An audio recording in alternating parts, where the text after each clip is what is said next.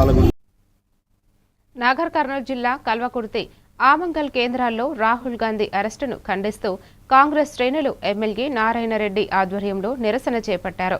ఈ సందర్భంగా ప్రధాని నరేంద్ర మోదీ, కేంద్ర హోంమంత్రి అమిత్ షా దిష్టి బొమ్మలను దహనం చేసి కేంద్ర ప్రభుత్వానికి వ్యతిరేకంగా నినాదాలు చేశారు. విద్యార్థులపై లాఠీచార్జ్ను ఖండిస్తూ కేంద్ర విద్యాశాఖ మంత్రి ధర్మేంద్ర ప్రధాన్ రాజీనామా చేయాలని కాంగ్రెస్ నాయకులు డిమాండ్ చేశారు. కార్యక్రమంలో పలువురు కాంగ్రెస్ నాయకులు, కార్యకర్తలు పాల్గొన్నారు.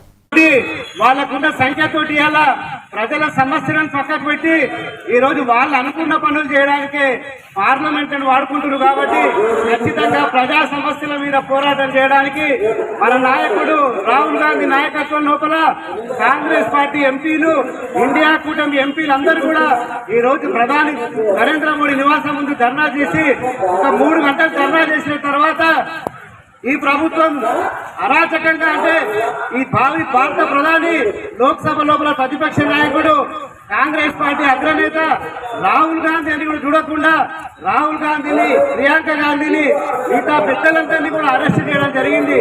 అరెస్ట్ చేసే క్రమం లోపల రాహుల్ గాంధీ ముక్కు కూడా గాయమై ఈ రోజు ఈ దేశం లోపల అరాచక పాలన నడుస్తుంది, ఒక నియంత్రణతో పాలన నడుస్తుంది.